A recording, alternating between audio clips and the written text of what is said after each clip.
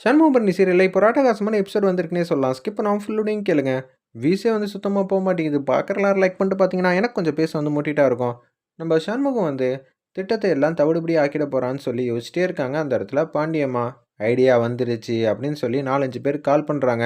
அவங்க வந்து பட்டி வெட்டி, பட்டு சட்டை கட்டிட்டு, பட்டையெல்லாம் நெத்தியில வந்து போட்டுட்டு, அப்படியே வந்து வராங்க. "நீ இப்ப எங்க வரப்போற?" அப்படின்னு சொல்லி கேட்டோனே, "நாங்க இப்ப கும்பாபிஷேகம் வச்சிருக்கோம். அதனால வந்து டொனேஷன் கேட்கறதுக்காக வந்து சவுந்தரபாண்டி வீட்டுக்கு வந்து வரப்போறோம். உன்ன அங்க இருக்கிற எல்லாரும் பார்க்கணும். சரியா?" அப்படின்னு சொல்றாங்க. "எதுக்கும்மா?" அப்படின்னு சொல்லி கேட்குறாங்க. "ஏய்! நான் சொன்னத மட்டும் செஞ்சா போதும். தேவையில்லாம கேள்வி மேல கேள்வியா கேட்கக்கூடாது. உன்னொன்னு, இதுவரைக்கும் நீ என்ன பார்த்ததே இல்ல. அப்படிதான் வந்து அந்த வீட்ல வந்து நடந்துக்கணும். சரியா?" அப்படின்னு சொல்றாங்க. அப்பன்னா யார் மேலயும் அங்க பழி போட போறீங்க. அதுக்காக தானே? அதான் தெரியுதுல்ல. சரியா? சவுந்தரபாண்டியன்னு ஒருத்தன் இருப்பான். அவன்கிட்ட ஐஸ் வச்சு சிரிச்சு சிரிச்சு பேசணும். அப்பன்னா சவுந்தரபாண்டிய தான் நம்ம சிக்க வைக்க போறோமா? டேய் ஆமான்டா. அவன தான் சிக்க வைக்க போறோம். சரியா? எசக்கின்னு ஒரு பொண்ண வந்து கூட்டிட்டு நீங்க வந்து போறீங்க. அப்படின்னு சொல்லிடுறாங்க. சரிம்மா அப்படின்னு சொல்லிட்டு இருக்கிறப்ப, முதல்ல நான் போறேன். அதுக்கப்புறம் எதுவா இருந்தாலும் பார்த்துக்கங்கடா அப்படின்னு சொல்லும்போது, எதார்த்தமா வந்து போயிட்டுருக்காங்க சவுந்தரபாண்டி வீட்டுக்கு. அந்த இடத்துல பாண்டியம்மா போனோனே உட்காந்துட்டு இருக்காங்க. ஐயாங்கிற மாரி வாசல்லேருந்து கூப்பிடுறாங்க. யாரும் இல்ல. காலங்காத்தால ஐயான்னு கூப்பிட்டுட்டு இருக்கது. உள்ள வாங்க, உள்ள வாங்கன்னோனே, ஐயா நாங்க இந்த ஊர்லேருந்து வரோங்கிற மாரி சொன்னோனே, அது இந்த ஊர்லேருந்து 50 கிலோமீட்டர் தொலைவிலல்ல இருக்கு. ஆமாய்யா, அங்க இருக்கிற கோயில்ல வந்து கும்பாபிஷேகம். உங்கள பத்தி எங்களுக்கு தெரியும். நீங்க தான் வந்து வள்ளலாச்சே. அதனால தான் உங்ககிட்ட வந்து பணம் வாங்கிட்டு கும்பாபிஷேகத்த சிறப்பா நடத்தலான்னு முடிவு பண்ணிட்டோம். என்ன நம்பி வேற வந்திருக்கீங்களே! இப்ப நான் என்னத்த குடுக்கறது? ஒண்ணும் புரியல. அந்த ஊர்லலாம் என்ன பத்திலாம் தெரிஞ்சிருக்கா? ஐயாவ பத்தி இந்த ஊர்ல தெரியாம இருக்க முடியுமாய்யா? நீங்க எவ்ளோ பெரிய ஆளு? ஆமால்ல, நம்பளும் பெரிய ஆள் தான் போல இருக்கே! இவங்கலாம் யாரு? என்ன ஏதுங்கிற மாரி அந்த இடத்துல வந்து பாண்டியம்மா வந்து கேட்கறாங்க. கரெக்ட்டா பாக்கியம் வந்தோனே, இவங்க கும்பாபிஷேகம் வந்து செய்ய போறாங்களாம். அதுவும் தொலைவிலேருந்து வந்திருக்காங்க. என்ன பத்தி தெரிஞ்சு வந்திருக்காங்கன்னோனே, பாக்கியம் தண்ணி எடுத்துட்டு வான்னோனே, தண்ணி எடுத்துட்டு வந்து குடுக்குறாங்க. "பாத்தியா? என் தம்பிய தேடி ஏகப்பட்ட பேர்லாம் வந்திருக்காங்க. அதுவும் தொலைவிலேருந்து. ஐயா! டொனேஷன் வந்து கேட்டிருந்தோமே!" அப்படின்னு சொல்லும்போது, "ரூ. 1000 என் பேர பெருசா வந்து பத்திரிக்கையில போடணும்." "ஐயா! போட்டுட்டா போச்சு." அப்படின்னு சொல்லி சந்தோஷமா அவங்களும் பேசுறாங்க.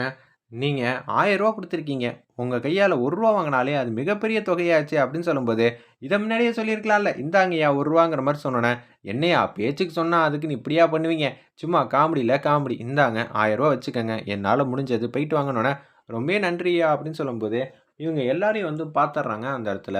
நம்ப பாக்கியம் அப்படியே சொல்லிட்டு போக ஆரம்பிச்சுடுறாங்க. எப்படியோ சவுந்தரபாண்டி காசு குடுக்கறதுலேருந்து, வீட்டுக்கு வந்தது எல்லாத்தையும் வந்து தெள்ள தெளிவா வந்து பார்த்தாச்சு. அப்படி இருக்கிற சிச்சுவேஷன்ல நம்ம தான் ஜெயிக்க போறோங்கிற மாரி கேவலமா வந்து யோசிச்சுட்டு இருக்காங்க. இப்ப பாக்கியமும், எசக்கியும் தானே கோயிலுக்கு வந்து போவாங்க. பாக்கியம் வந்து இவங்கள எல்லாரையும் ஒரு வாட்டி பார்த்ததுனால, இதே கெட்டப்ல தான் கோயிலுக்கு போயிட்டு, எசக்கிய வந்து இது மாரி கூட்டிட்டு போலான்னு இருக்கிறப்ப, கண்டிப்பா வந்து சவுந்தரம் தான் அதுக்கு பின்னாடி இருக்கான்னு சொல்லி, முத்துப்பாண்டிகிட்டயும், சண்முகத்துக்கிட்டயும் சொல்லிடுவாப்புல. சொன்னா என்ன ஆகும்? நம்ப நெனச்ச காரியம் நிறைவேறிடும். சூப்பர்மா! எசக்கிய வச்சு ஈஸியா வந்து நிறைவேத்திரலாங்கிற மாரி தான் அருமையா வந்து யோசிச்சுட்டு இருக்காங்க அந்த இடத்துல. பாண்டியம்மா ஒரு பக்கம் ராசி பலன்லாம் வந்து படிக்கிற மாரி நடிக்கிறாங்க அந்த இடத்துல. பாண்டியம்மா, இதுல உன் ராசி பலன் என்னன்னு சொல்லு பாப்போம்." அப்படின்னு சொல்லும்போது, "அதெல்லாம் எதுக்கு உனக்கு? இந்த ராசிக்காரங்களுக்கு இந்தந்த பலன்லாம் சொல்லியிருக்காங்க. அதுக்கேத்த மாரி பரிகாரம்லாம் செய்ய சொல்லுவாங்க போல இருக்கு. அப்படி இருக்க சிச்சுவேஷன்ல, இது அப்படியே நடக்குமாண்டி? நல்லது தானே சொல்றேன்.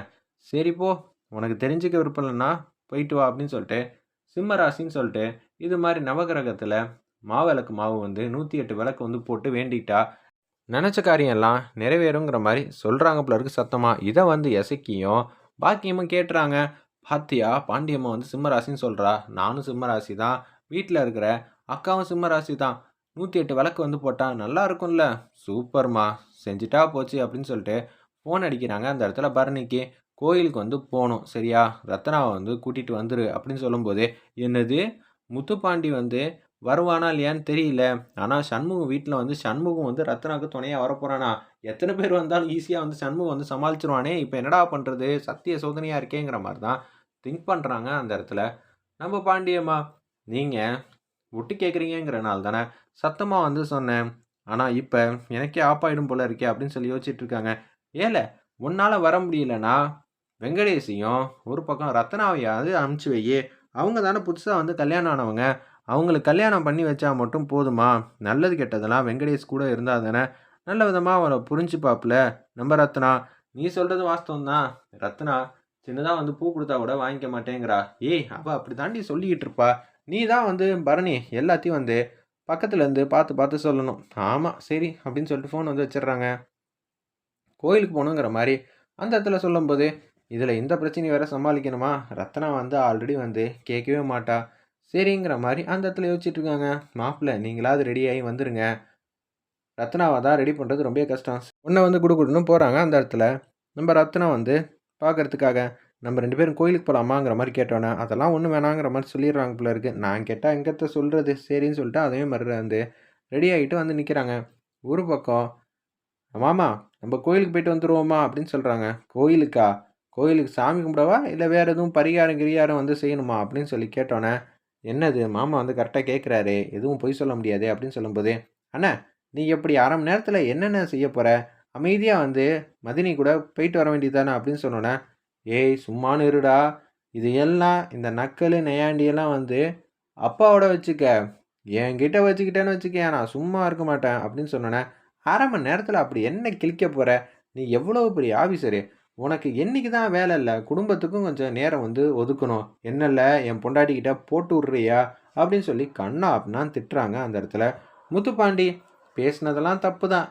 முத்துப்பாண்டி கிட்ட போய் இது மாரிலாம் கோயிலுக்கு போணும்னு சொன்னா வர முடியுமா? அண்ணி அதெல்லாம் வரமாட்டாரு.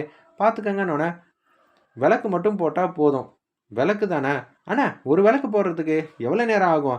டேய் இப்படி தான்டா ஆரம்பிப்பாய்ங்க. அதுக்கப்புறமேட்டு எவ்வளோ விளக்குன்னு எவனுக்கு தெரியும்? எத்தனை விளக்கு போடப் போற? அத சொல்லு. நான் வரலாமா வேணாமான்னு சொல்றேன். அது போடணுமாம்மா. கொஞ்சோண்டு விளக்கு. கொஞ்சோண்டு விளக்கா? சொல்லு அந்த கொஞ்சோண்டு எத்தனைன்னு. 108. என்னது 108ஆ? ஏம்மா என்னால இப்ப நேரத்தையே ஒதுக்க முடியாதும்மா. எஸ்பி வேற வரப்போறாங்க. அவங்க கேட்ட முக்கியமான ஃபைல் எல்லாம் என்கிட்ட தான் இருக்கு. நான் கொண்டு போய் குடுத்தா தாம்மா நல்லா இருக்கும். இல்லாட்டி எனக்கு கீழ இருக்கிறவங்கலாம் கொண்டு போய் குடுத்தாங்கன்னா, நல்லா இருக்குமா? அது மட்டும் இல்லாம, ஏகப்பட்ட பேர வந்து கோர்ட்டுக்கு வந்து கூட்டிட்டு போணும். இதெல்லாம் இன்னும் 1/2 மணி நேரத்தில வந்து நடக்கணும். எனக்கு இப்பயே டைம் ஆயிடுச்சுன்னு யோசிச்சுட்டு இருக்கேன். நீ கோயிலுக்கு போணும்னு கேட்டேனா, என்னம்மா சொல்லுவேங்கிற மாரி அந்த இடத்துல கொஞ்சி கொஞ்சி பேசிக்கிட்டு இருக்காங்க. நம்ப முத்துப்பாண்டி.